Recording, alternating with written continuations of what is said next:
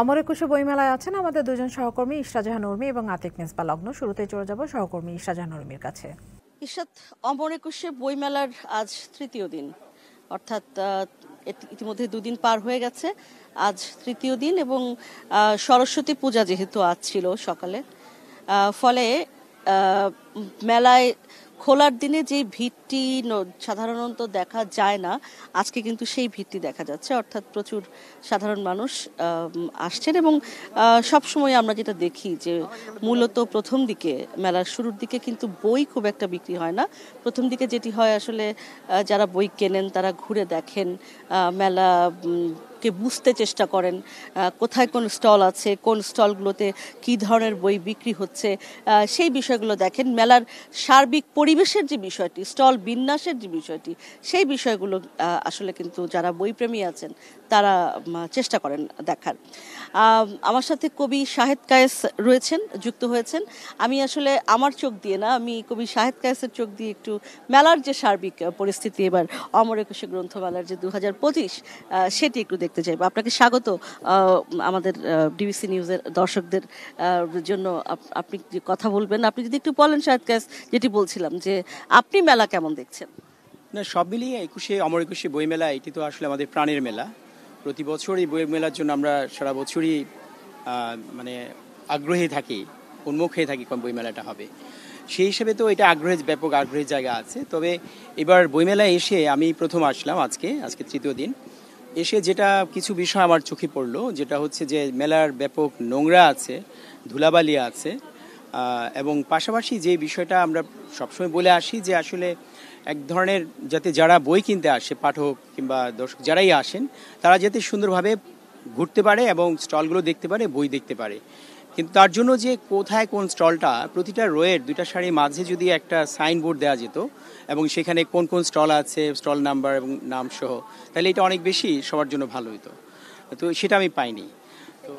এটা শাহেদ কায়েস প্রতি বছরই আসলে আমরা দেখতে পাই, যে কারণ মেলার পরিসর এত বেড়েছে এখন কেউ যদি একটা নির্দিষ্ট স্টল খুঁজে বের করতে চায়, সে আসলে কিভাবে খুঁজে পাবে? বা একেবারে নতুন, যিনি হয়তো ঢাকার বাইরে থেকে এসেছেন, এরকম কোনো নির্দেশনা দেয়া নেই যেটি আপনি বলছিলেন।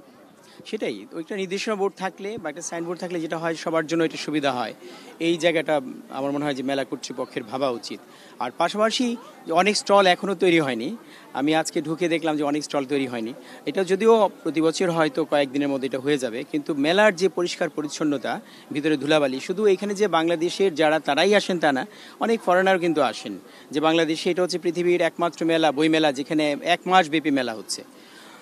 সো অনেক ফরেনারও এখানে আসতে পারেন। এবং আমাদের দেশে আমাদের মনে করি যে আসলে এই যে পরিষ্কার পরিচ্ছন্নতা, এটা খুবই জরুরি। আমি মনে করি যে এটা রাখলে অন্তত যারা আসবে তাদের জন্য ভালো লাগবে।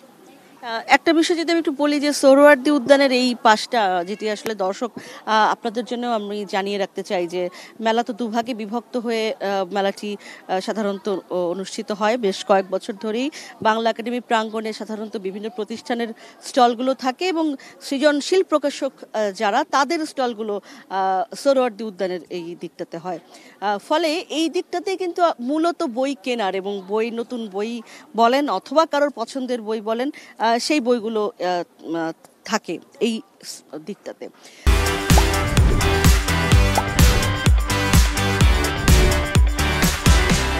সেই হিসেবে যে পরিষ্কার পরিচ্ছন্নতা অন্তত আমার চোখে, এবং আপনি জানেন যে আসলে বৃষ্টি যেহেতু এই সময়টা শুষ্ক সময়, সেই সময় সেই কারণেই কিন্তু আসলে সে কারণেই কিন্তু পরিবেশ বান্ধব করে স্টলগুলো তৈরি করা, একটু সবুজ রাখা, সেই বিষয়গুলোরও কিন্তু এক ধরনের অভাব রয়েছে। অর্থাৎ দৃষ্টিনন্দনভাবে যে স্টলগুলো তৈরি করা, আমার চোখে অন্তত এবার দৃষ্টিনন্দন যে ব্যাপারটা, একটা বইমেলার যে শৈল্পিক দিকগুলো, সেগুলো কিছুটা মনে হয়েছে মিসিং। আমি শাহেদ কায়েসের কাছে সেই প্রশ্নটি করতে চাই, আপনার কি তেমনই মনে হচ্ছে কিনা? তাই মনে হয়েছে, কারণ প্রতি বছর আমরা দেখি যেটা হচ্ছে অনেক ধরনের ডিজাইন করা হয়।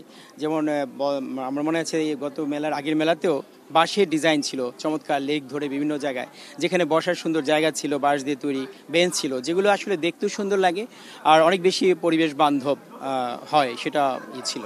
আরেকটি বিষয় সেটা হচ্ছে যে এই যে মেলা হচ্ছে, এটাই যাদের নতুন বই আসছে, এই যে এখান থেকে অনুসন্ধান থেকে কিংবা ওই পার্ট বিশেষ করে শরৎ উদ্যানে আমরা আছি, ওখান থেকে প্রতি বছর একটা বইয়ের কি বই আসলো নতুন বই সেটা আপনার একবারই মাইকে বলা হচ্ছে। ওইটা কিন্তু সবাই শুনতে পাচ্ছে না। এখানে যদি ডিসপ্লে বোর্ড রাখা হয়, বড় বড় ডিসপ্লে বোর্ড রাখা হয়, নতুন বই কি আসছে এটা স্ক্রল করে যায়, তাহলে আগ্রহ পায় নতুন লেখক।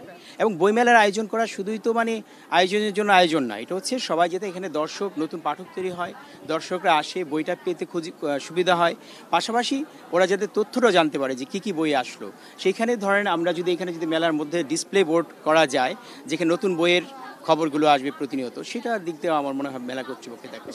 আরেকটি ব্যাপার হচ্ছে সবসময় বই মেলা বলতে আসলে আমরা যে মিলন মেলা বলি, হ্যাঁ, এবং এটা শুধুই বই বেচা কেনার জায়গা না, আমরা বলি যে এটা একটা চিন্তা বিনিময়ের জায়গা, একে অপরের সাথে নিজেদের ভাবনাটা বিনিময় করা, নিজেদের আমাদের যা ফিলোসফি, আমাদের যা দর্শন সেটি আরেকজনের সাথে ভাগ করে নেয়া।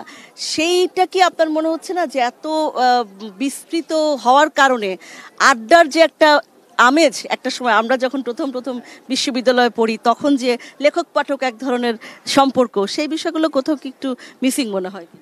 এখানে একটা বিষয় আমি বলবো যে এখানে কিন্তু আয়োজনগুলো যে একেবারে নাই তা না। লিটল ম্যাক চত্বর আছে, লিটল ম্যাক চত্বর আমার মনে আছে প্রতি বছর সে যখন সোহরাওয়ার্দী উদ্যানে বইমেলা আসেনি তখনও কিন্তু আমরা মানে বাংলা একাডেমির মূল ভবন বর্ধমান হাউসের পাশে যে মেলাটা হতো সেখানে কিন্তু আমরা বয়রা তলায় বসে আমরা লিটল ম্যাক চত্বর, সেখানে আপনি যে আইডিয়া শেয়ারিং কথা বলছেন, মানে ব্রেন স্টর্মিং কিংবা বিভিন্ন বিষয় নিয়ে আলোচনা করা, সমালোচনা করা, এগুলো কিন্তু ছিল।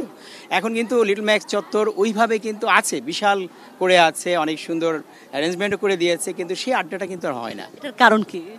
আমি মেবি এটা একটা বিষয়, কারণ বইয়ের প্রতি কিন্তু আগ্রহ, এটাও ঠিক যে ইয়াং জেনারেশন যারা আসছে, যে পরিমাণ দর্শক আসছে এখানে বই মেলায়, তারা কিন্তু ওই পরিমাণ বই কিন্তু আসলে সেল হয় না কোনো। এখানে একটু আপনাকে বলি শাহেদ কায়েস, আমি দেখছিলাম এই যে আপনার সঙ্গে কথা বলতে বলতেই আমার পেছনে একটা প্রকাশনী, অঙ্কুর প্রকাশনী, আমি দেখছিলাম যে অনেক সুন্দর সুন্দর তরুণী তারা সেজেগুজে এসে বই নিয়ে ছবি তুলে তারা চলে যাচ্ছেন।